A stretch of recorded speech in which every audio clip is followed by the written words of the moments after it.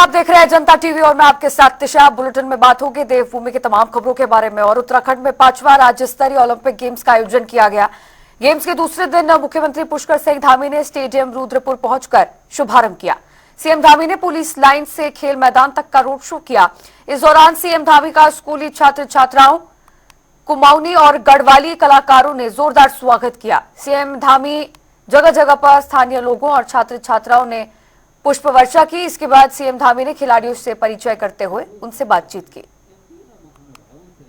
जिस प्रकार से आज यहाँ पर खेलों का शुभारंभ हो रहा है और खेल की दृष्टि से लगातार आयोजन हो रहे हैं, हमारे जो राष्ट्रीय खेल हैं, उन राष्ट्रीय खेलों की भी अच्छी तैयारी होगी और उसके लिए भी एक अच्छा फील्ड बनेगा। हमारी जो यहाँ की प्रतिभाएं हैं उनको अभी से तैयारी करने का और अच्छा मौका मिलेगा, उनको अपनी प्रतिभाओं का प्रदर्शन करने का मौका मिलेगा।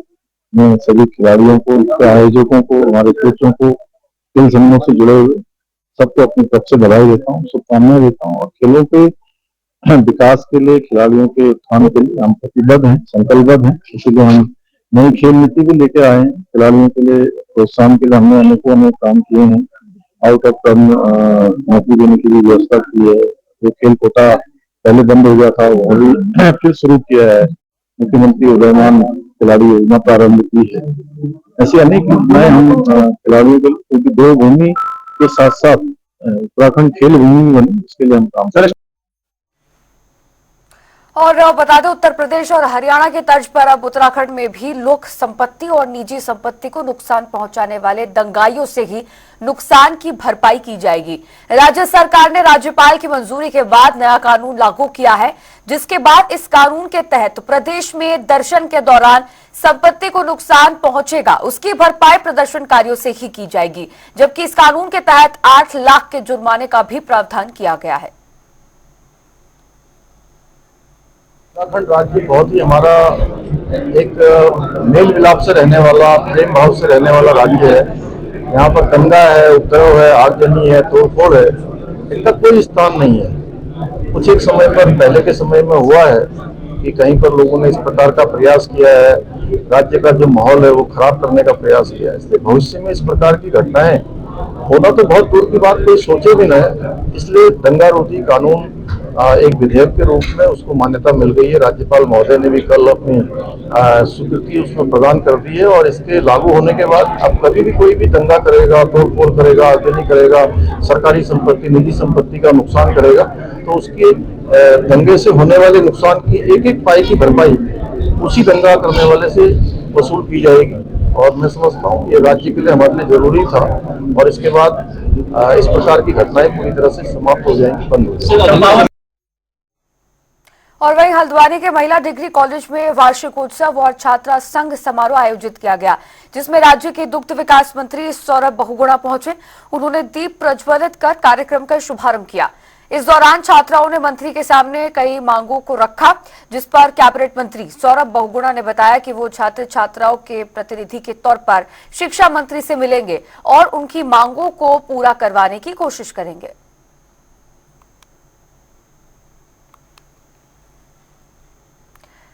तो वहीं आपको बता दें कि नैनीताल दुग्ध संघ के अध्यक्ष मुकेश बोरा के फरार होने पर दुग्ध मंत्री सौरभ बहुगुणा का बयान सामने आया है। उन्होंने कहा कि सरकार ने पूरी तत्परता से कार्रवाई की है। महिला द्वारा जैसे ही दुग्ध संघ अध्यक्ष पर आरोप लगे, उसके तत्काल बाद 24 घंटे के अंदर मुकदमा दर्ज किया गया। पॉक्सो एक्ट के तहत ये कार्रवाई की गई है। इसके अलावा उनके घर में मुनादी कार्रवाई भी की गई और कल आरोपी के घर की कुर्की भी की गई थी। तो वहीं इसे बीजेपी प्रदेश अध्यक्ष महेंद्र भट्ट की प्रतिक्रिया इस पूरे मुद्दे पर सामने आई है।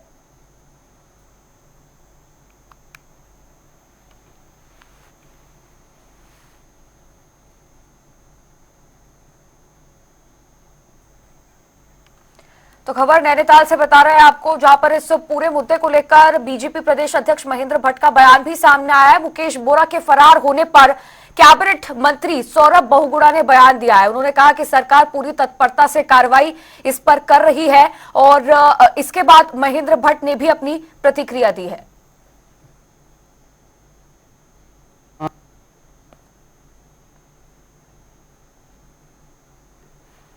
पहली बात तो बचाने को विषय होता नहीं है। केंद्र जहाँ न्यायालय में भी सरकार जो पैरवी कर रही है उसके रिजल्ट आप देख रहे हैं। आज कुर्की तक उनके घरों के अंदर हो चुकी है और मैं तो कि हर अपराधी वो किसी भी रूप में छूटना नहीं चाहिए, उसके लिए सरकार और जो एजेंसियां हैं वो काम कर रही हैं। बहुत जल्दी अपराधी सलाखों के अंदर होगा।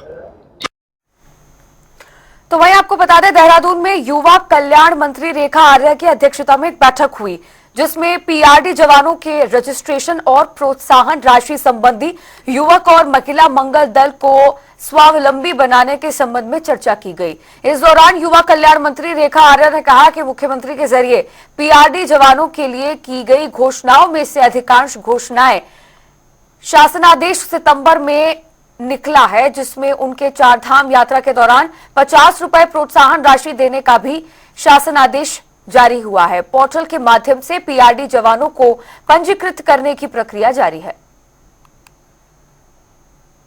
देखिए, आज प्रांतीय रक्षक दल और युवा कल्याण विभाग की समीक्षा के लिए, जिसमें खासकर हमारे पीआरडी जवानों के लिए अद्यतन क्या क्या व्यवस्थाएं हमारी संचालित है, माननीय मुख्यमंत्री जी ने उनके लिए जो घोषणाएं करी हैं उसमें हम लोगों ने कितना इम्प्लीमेंट किया है। तो देखा ये गया है कि माननीय मुख्यमंत्री जी घोषणा के सापेक्ष में लगभग 3-4 घोषणाओं में 2-3 घोषणाओं का शासनादेश अभी सितंबर माह में ही निकला है, जिसमें उनके 4 धाम यात्रा के दौरान में 50 रुपये अतिरिक्त प्रोत्साहन राशि दिए जाने के संदर्भ में है, वह भी शासनादेश में परिवर्तित हो चुका है। इसके अलावा जो है उनको अतिरिक्त चाहे वो वर्दी के रूप में हो या अन्य रूप में हो, वो भी शासनादेश निर्गत किया जा चुका है। इसके अतिरिक्त जो है पीआरडीए एक्ट में जो संशोधन होना था वो हम लोगों ने संशोधन बहुत पहले कर दिया था और उसके उपरांत में नियमावली प्रख्यापित होनी चाहिए थी, वो नियमावली भी हम लोगों ने प्रख्यापित कर दी और पीआरडीए के आगे के भविष्य के लिए उनका पोर्टल के माध्यम से उनका रजिस्ट्रेशन, जो ट्रेंड हो चुके हैं उनको भी प्रॉपर पोर्टल के माध्यम से उनका रजिस्ट्रेशन होना, जो पीआरडीए के रूप में पूर्व में काम कर चुके हैं 2023 दिसंबर 2023 तक में, उनको भी पंजीकृत करना, ये प्रक्रिया भी गतिमान है।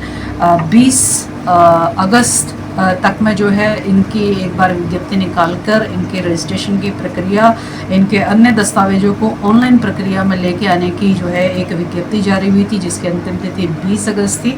उसको बढ़ाने के निर्देश दिए हैं ताकि जो है अभी जो रजिस्ट्रेशन में जो कमी रह गई है, रजिस्ट्रेशन अभी पूर्ण नहीं हो पाए हैं, तो वो रजिस्ट्रेशन को पूर्ण किया जा सके। उसकी सचिव को निर्देश दिए हैं कि उसकी एक बार समीक्षा करते हुए पीआरडीए हमारे संबंधित संगठनों से बात करते हुए उसकी समय सीमा को आगे बढ़ाते हुए एक अंतिम अवसर और उनको रजिस्ट्रेशन के लिए हम दें, यह आज के इस बैठक में निर्णित हुआ है। इसके अलावा हमारे नवयुवक मंगल दल हैं, हमारे महिला मंगल दल हैं, उनको हम किस प्रकार से स्वावलंबी बना सकते हैं उसके प्रस्ताव भी तैयार करने के लिए कहा गया है, जिसमें एक योजना जो है नवयुवक मंगल दल, महिला मंगल दल स्वावलंबन योजना है, जिसमें 1,10,000 से लेकर 4 लाख तक की जो है वह प्रस्ताव जो है वो जिला स्तर पर हमारे युवा कल्याण अधिकारी और जिसमें हमारे जिलाधिकारी उस एक कमेटी के अध्यक्ष हुआ करते हैं, तो उनके माध्यम से उन प्रस्तावों को लेना और स्वीकृति करना, इसकी भी एक बार समीक्षा कर ली जाए और भविष्य में हमें इसकी ज़रूरत आगे धन बढ़ाने की है तो धन बढ़ाने का कार्य किया जाए और आज के समय के हिसाब से जो प्रासंगिक ज़रूरत महिला मंगल दल को है अथवा हमारे नवयुवक मंगल दल को हो, उन प्रस्तावों पर आगे हम लोग काम करें। इसके लिए भी जो है भविष्य में एक बैठक आउट करने के निर्देश जो है वो दिए हैं, ताकि मैं और हमारा विभाग ठीक प्रकार से महिला मंगल दल, नवयुवक मंगल दल की भावनाओं को जानते हुए आगे के उसके कार्य स्वरूप को हम तैयार कर सकें।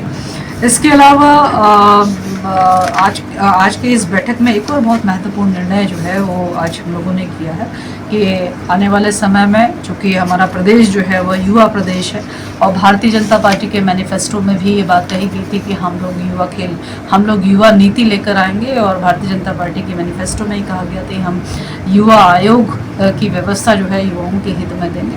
तो आज उसके भी निर्देश दिए हैं कि दोनों के प्रस्ताव जो है वो शीघ्र चलाएं, ताकि जो है भविष्य में जनता से किया गया वादा जो है वो पूर्ण किया जा सके।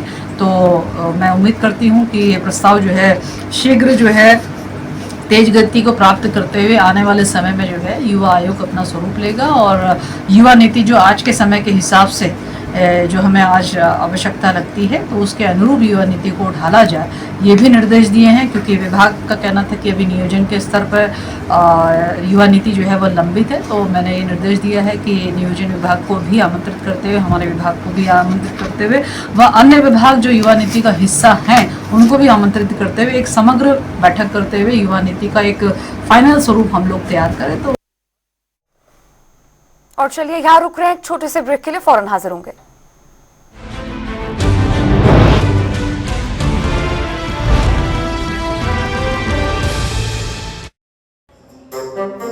भाई याद है बीजेपी ते पहले की सरकार में मारे दौरे एक ही स्किल होया करती। वो कौन सी?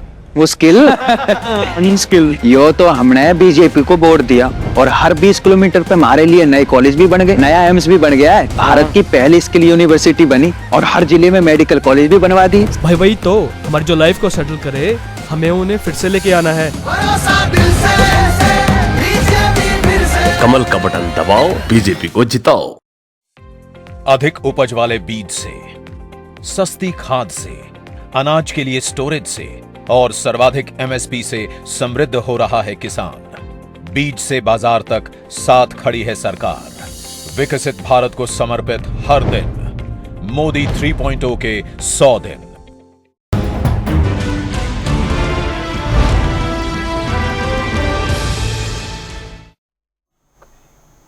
और ब्रेक के बाद एक बार फिर से आप सभी का स्वागत है। चलिए बुलेटिन में आगे बढ़ते हैं। बता दें, उत्तराखंड सरकार का डेयरी उत्पाद का ब्रांड आंचल की प्रदेश भर में ब्रांडिंग कराने को लेकर सरकार अपनी तरफ से कड़े प्रयास कर रही है। इसी कड़ी में प्रदेश सरकार ने आंचल के डेयरी उत्पादों की ब्रांडिंग के लिए विशेष टेंडर निकाला है, जिसे लेकर उत्तराखंड के दुग्ध विकास मंत्री सौरभ बहुगुणा ने कहा कि उत्तराखंड में आंचल की सबसे बड़ी समस्या ब्रांडिंग और मार्केटिंग ही है, जिसके लिए फेडरेशन के जरिए टेंडर निकाला गया है। आंचल की सबसे बड़ी समस्या ही मार्केटिंग और ब्रांडिंग है। हम चाहते हैं कि उसकी मार्केटिंग और ब्रांडिंग अच्छी हो, सोशल मीडिया पे आंचल का विजिबल हो, और उसके तहत फेडरेशन के माध्यम से एक टेंडर किया गया है। हम चाहते हैं कि जो एक्सपर्ट एजेंसीज हैं, जो इन्होंने बड़े ब्रांड्स का मार्केटिंग और ब्रांडिंग किया है, वो उत्तराखंड में आके आंचल को भी जन जन तक पहुंचाने का काम करें। और सिर्फ उत्तराखंड नहीं, हमारा प्रोडक्ट बहुत अच्छा है, हमारे प्रोडक्ट शुद्ध भी है और हमारे प्रोडक्ट की अब पहचान भी बन रही है। हम चाहते हैं इसको दिल्ली से और दिल्ली तक, मुंबई तक हम इसका ब्रांडिंग करके इसको कहीं ना कहीं पहुंचा सके। तो उसके सापेक्ष हमने एक टेंडर किया है और उम्मीद यही रहेगी कि आंचल की जो ब्रांडिंग और मार्केटिंग है वो उनके आने से स्ट्रांग होगी और हम लोग जन जन तक पहुंच सकेंगे। और चलिए अब रुक करेंगे हरिद्वार से आ रही खबर का, जहां पर जिलाधिकारी कर्मेंद्र सिंह ने डेंगू के रोकथाम को लेकर समीक्षा बैठक की। जिला कलेक्ट्रेट में डीएम ने स्वास्थ्य और अन्य विभाग के अधिकारियों को डेंगू की रोकथाम के लिए प्रभावी कदम उठाने के निर्देश दिए हैं। डीएम ने कहा कि जिले में डेंगू के मामले कम से कम हो, साथ ही डेंगू के चलते कोई मौत ना हो, इसके लिए सभी विभाग समन्वय बनाकर काम करें। डेंगू के ऊपर टास्क फोर्स की बैठक की गई है और मैं समस्त जनपद हरिद्वार के निवासियों से अनुरोध करना चाहता हूं कि चूंकि सितंबर महीना खत्म हो रहा है, अक्टूबर आने वाला है और ये सबसे सुटेबल मौसम होता है डेंगू के मच्छरों के पनपने का, तो ऐसी दशा में कृपया ध्यान रखें, कहीं भी साफ पानी इकट्ठा ना होने दें। विशेष तौर पर कूलर बंद करके उसको रखने का समय आया है, तो किसी प्रकार से कूलर में पानी न रह पाए। और रुड़की में सीपीयू की कार्यशैली से किसानों में भारी रोष है। सैकड़ों गुस्साए किसानों ने तहसील परिसर स्थित सीपीयू कार्यालय पर जोरदार प्रदर्शन करते हुए नारेबाजी की। इस दौरान भारतीय किसान यूनियन टिकैत के गढ़वाल मंडल अध्यक्ष संजय चौधरी ने कहा कि किसान आज भूखे मरने की कगार पर हैं। जहां एक तरफ विद्युत विभाग के द्वारा किसानों का उत्पीड़न किया जा रहा है, तो वहीं दूसरी तरफ पुलिस के सीपीयू विभाग के द्वारा भी किसानों को बेवजह परेशान किया जा रहा है, जिसको लेकर उन्हें धरना प्रदर्शन करने को मजबूर होना पड़ा।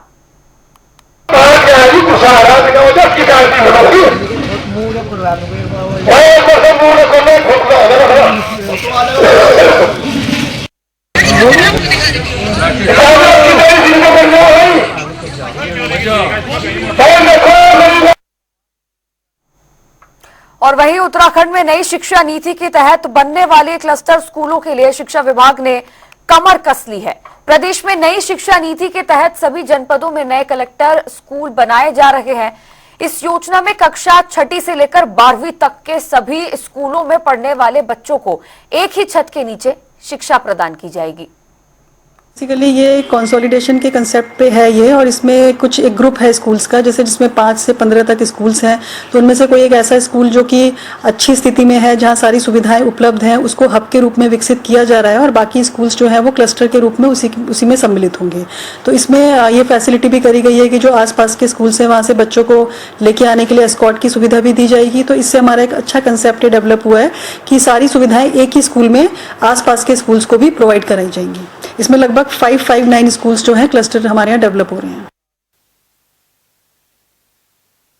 आपको बता रहे जहां पर सभी जनपदों में क्लस्टर स्कूल बनाने की अब कवायद की जाएगी। नई शिक्षा नीति के तहत प्रत्येक जिले में क्लस्टर स्कूलों का निर्माण होगा और इसी को लेकर शिक्षा विभाग अब पुरजोर कोशिश कर रहा है। शिक्षा विभाग ने तमाम तरह के इंतजाम और व्यवस्था यहां पर इसी के तहत की है। और चलिए रुकते हैं एक छोटे से ब्रेक के लिए। देखते रहिए जनता टीवी।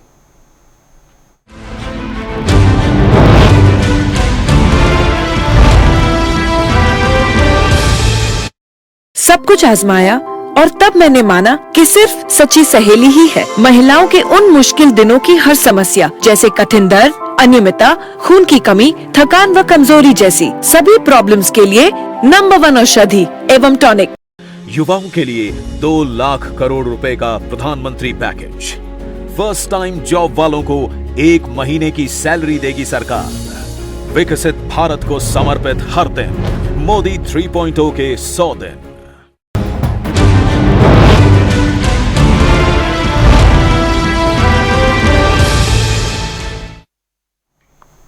और ब्रेक के बाद एक बार फिर से आप सभी का स्वागत है। चलिए बुलेटिन में आगे बढ़ते हैं। यहाँ बता दें कि उत्तराखंड में डेंगू की रोकथाम को लेकर नगर निगम लगातार एक्शन मोड में काम कर रहा है ताकि सितंबर के अंत तक डेंगू को शहर में फैलने से रोका जा सके।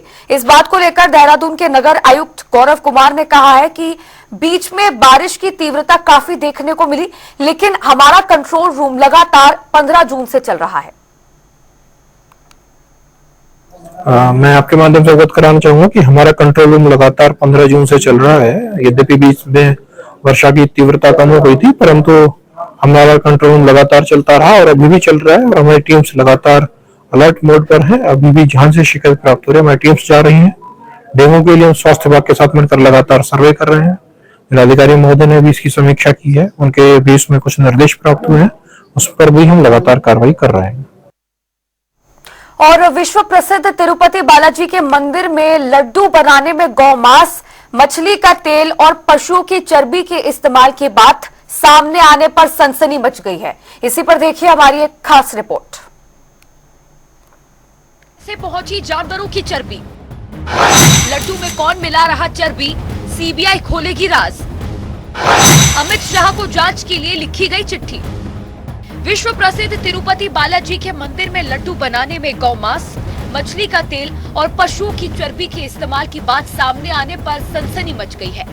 सत्तारूढ़ तेलुगु देशम पार्टी के प्रमुख और आंध्र प्रदेश के मुख्यमंत्री ने ये दावा किया था कि उनकी पार्टी ने कहा है कि गुजरात स्थित पशुधन प्रयोगशाला में इस मिलावट की पुष्टि की गई है। हम सभी तिरुपति बालाजी प्रसाद में मिश्रित पशु वसा के निष्कर्षों से बहुत परेशान हैं। वाईसीपी सरकार द्वारा गठित टीटीडी बोर्ड को कई सवालों के जवाब देने होंगे। हमारी सरकार यथासंभव कड़ी कार्रवाई करने के लिए प्रतिबद्ध है, लेकिन ये मंदिरों के अपमान, इसकी भूमि के मुद्दों और अन्य धार्मिक प्रथाओं से जुड़े कई मुद्दों पर प्रकाश डालता है। अब समय आ गया है कि पूरे भारत में मंदिरों से संबंधित सभी मुद्दों पर गौर करने के लिए राष्ट्रीय स्तर पर एक सनातन धर्म रक्षण बोर्ड का गठन किया जाए। राष्ट्रीय स्तर पर सभी नीति निर्माताओं, धार्मिक प्रमुखों, न्यायपालिका, नागरिकों, मीडिया और अन्य सभी को अपने अपने क्षेत्र में एक बहस होनी चाहिए। मुझे लगता है कि हम सभी को किसी भी रूप में सनातन धर्म के अपमान को समाप्त करने के लिए एक साथ आना चाहिए। हाल के समय में लड्डू की गुणवत्ता पर आलोचना हुई तो जून 2024 में आंध्र प्रदेश में आई नायडू सरकार ने श्यामला राव को टीटीडी का कार्यकारी अध्यक्ष बना दिया। कार्यभार संभालने के बाद जुलाई में श्यामला राव ने लड्डू की गुणवत्ता की जांच के लिए 4 सदस्यीय कमेटी का गठन कर दिया। एक सप्ताह बाद सभी पहलुओं की जांच करने वाली समिति ने अपनी रिपोर्ट सौंप दी। दुनिया भर में मशहूर तिरुमला का लड्डू प्रसाद उस वक्त चर्चा में आ गया जब लैब रिपोर्ट से पता चला कि लड्डू में क्या क्या मिला है। वेजिटेबल फैट, पशु फैट, सोयाबीन, सूरजमुखी, गौमांस, मछली का तेल और पशुओं की चर्बी, सरसों, कॉटन सीड, कोकोनट, मक्का, गेहूं, पॉम कर्नल फैट। तिरुपति बालाजी मंदिर के प्रसाद में उपयोग होने वाले घी की जांच रिपोर्ट सामने आने के बाद पूरे देश में राजनीति गर्मा गई है। टीडीपी इस मामले को लेकर जगन मोहन रेड्डी के नेतृत्व वाली पूर्ववर्ती सरकार पर आरोप लगा रही है, तो वहीं वकील विनीत जिंदल ने इसे लेकर केंद्रीय गृह मंत्रालय को पत्र लिखा है।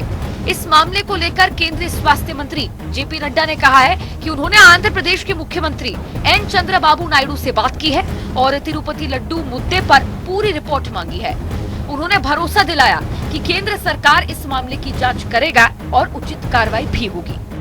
आज ही मैंने चंद्रबाबू नायडू जी से, जैसे ये असल में ये खबर डिजिटल मीडिया के माध्यम से आई है और कुछ जगह पर रिपोर्ट हुआ है, तो जैसे ही ये खबर मुझे मिली मैंने चंद्रबाबू नायडू जी से बात की, उनसे मैंने डिटेल उसकी ली है और मैंने उनको कहा है कि आप तुरंत एक जो आपके पास अवेलेबल रिपोर्ट है वो रिपोर्ट आप मुझे भेज दें। उस रिपोर्ट को मैं एग्जामिन भी करूंगा, स्टेट रेगुलेटर से भी बातचीत करूंगा, उनका क्या कहना है उसको भी जानूंगा। उस जो रिपोर्ट है जिस सोर्स से आई है उस रिपोर्ट को पूरी तहकीकात करके उसके सारे पहलुओं को ध्यान में रख करके suitable action will be taken accordingly. YSR Congress ने सीएम नायडू के आरोपों को हाईकोर्ट में चुनौती दी। केंद्रीय स्वास्थ्य मंत्री जेपी नड्डा ने आंध्र प्रदेश सरकार से रिपोर्ट मांगी। भारतीय खाद्य संरक्षा एवं मानक प्राधिकरण मामले की जांच करेगा। तिरुपति बालाजी मंदिर के प्रसाद में मिलावट दावे के बाद मंदिर के पूर्व पुजारी की प्रतिक्रिया आई है, जिसमें उन्होंने चौंकाने वाला खुलासा किया है कि उन्होंने सालों पहले इस मुद्दे को उठाया था, हालांकि उस पर कुछ खास ध्यान नहीं दिया गया। इसके साथ ही उन्होंने दोबारा ऐसा न होने की उम्मीद जताई है।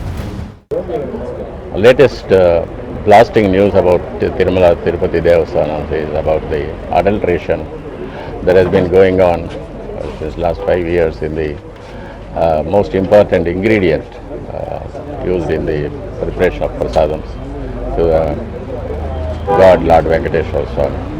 The cow ghee, which is prescribed by the Agam Shastra to be used for preparation of prasadams, has been adulterated with so many impurities and of cheap quality. And this has been observed by me since several years before, and I brought it to the concern of the concerned officers and the chairman of the trust board, but they didn't care about this. But now the new government took over and promised to do clear